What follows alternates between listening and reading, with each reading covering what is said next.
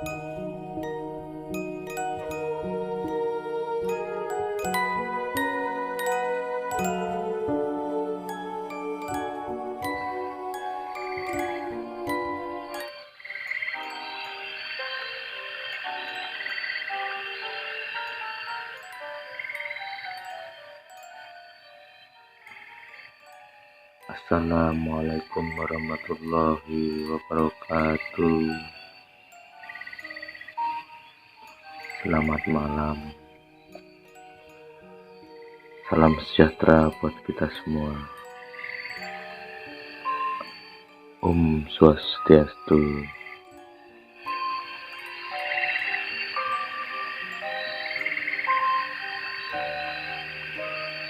Hari ini saya akan membawakan sebuah cerita yang berjudul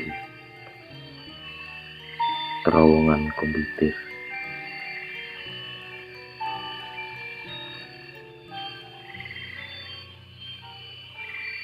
Cerita bermula ketika keluarga Penny hendak berlibur ke Banyuwangi karena rumahnya ada di Jember. Jadi dia lewat jalur komuter ke Banyuwangi.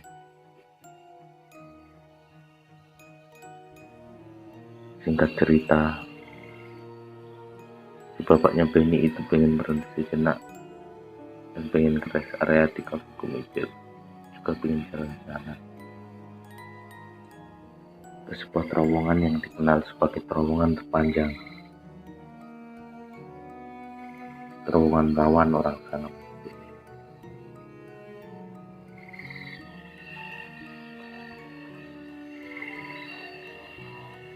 Kalau ke kafe, Penny dan keluarga itu sudah sering dan bolak-balik main ke sana. Tapi sayangnya, bapaknya ini selalu tidak ikut pas liburan. Jadi mumpung ada kesempatan dan sang ayah ikut saat itu, Penny memutuskan untuk mengikuti kemauan ayahnya buat lihat terowongan yang sudah dibangun pada zaman Belanda itu. Nah, sampainya Penny di kafe komuter, mereka langsung memesan makanan dan juga beristirahat sembari menikmati pemandangan sekitar sana. Penny saat itu belum paham kalau sang ayah ini udah tak kelihatan mulai turun dari parkiran. Sang ibu dan adik-adiknya mengira kalau ayahnya ini langsung pergi ke toilet. Jadi mereka nggak ada perasaan khawatir sama sekali saat itu.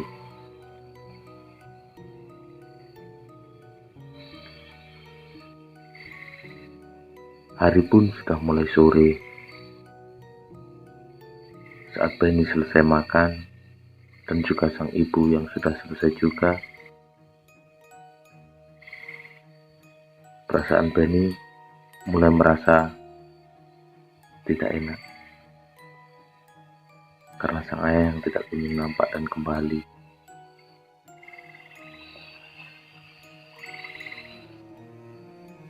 Akhirnya mereka bingung. Untuk kulit bayi yang 3 kali lebih cepat kering, bahkan Hingga Penny menelepon sang ayah berkali-kali, tetapi telepon tidak menyambung. Entah karena tidak ada sinyal di handphone sang ayah atau bagaimana.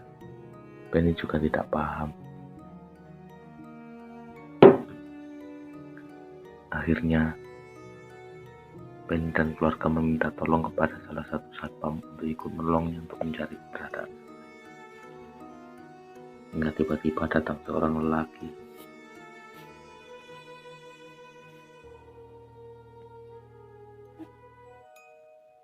Membawa rumput mendekati satpam kafe tersebut. Ia berkata, "Pak, tadi saya melihat ada laki-laki berpakaian rapi berjalan tak sadarkan diri menuju arah terowongan."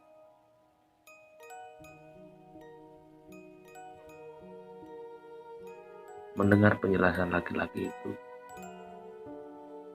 Penny meyakini itu adalah sang ayah. Tidak lama-lama, Benny dan keluarga langsung menuju ke lokasi.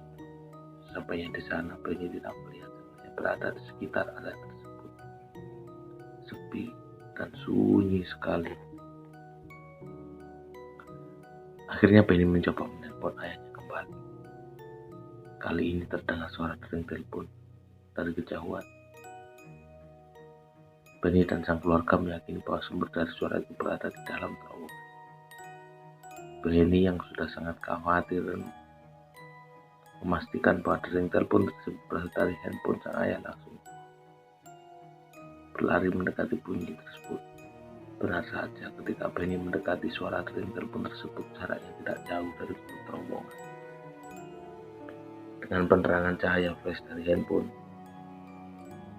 dia melihat laki-laki tengah duduk di pinggir rel kereta, posisi tak sadarkan diri.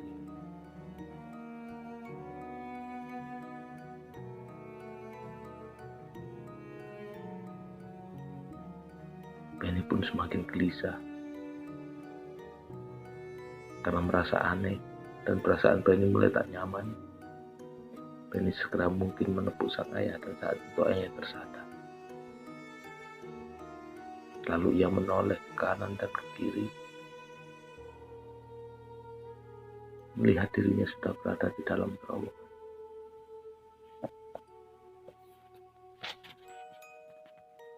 Hari semakin gelap. Setelah berhasil keluar dari dalam terowongan, sang ayah hanya terdiam dan berjalan kembali ke kafe.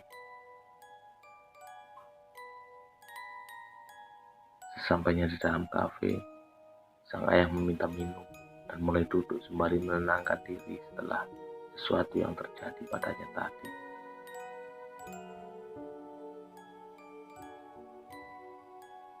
Dengan tatapan yang kosong, ayahnya bercerita. Mungkin niat ayah yang jelek.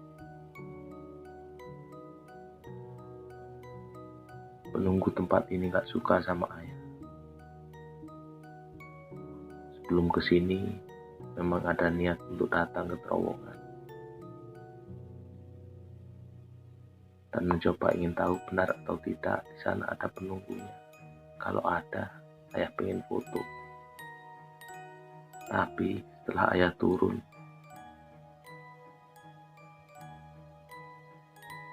sampai batas itu,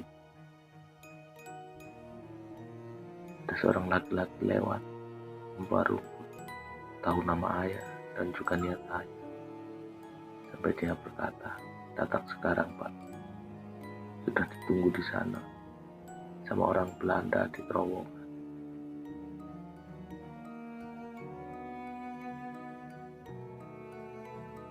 Setelah lelaki itu berbicara padaku, aku mulai tidak sadar. Tahu-tahu Bapak udah ada dalam terowongan dan mendengar suara kamu. Tak lama kemudian setelah mendengar penjelasan ayahnya, Benny langsung menghela nafas panjang. Karena dirasa ada sesuatu yang penting ingin disampaikan dan tidak ingin membuat keluarganya panik. Benny kemudian mendekat kepada ayah dan membisikkan sesuatu.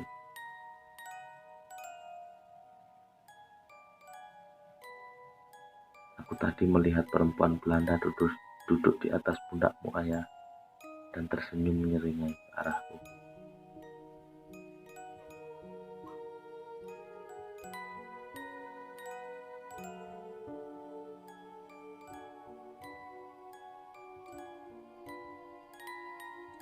Lalu si bapak termenung.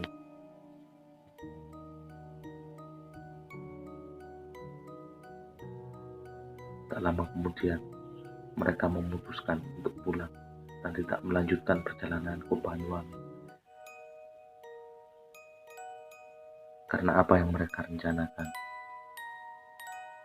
berubah seketika ketika kejadian itu terjadi kepada ayah Benny.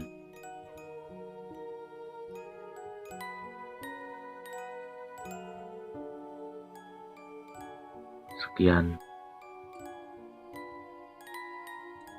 cerita dengan judul Terowongan Kumitir.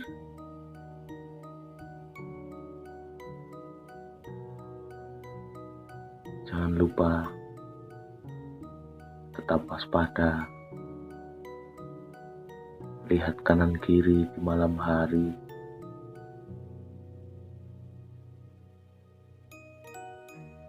Kunci pintu kamar.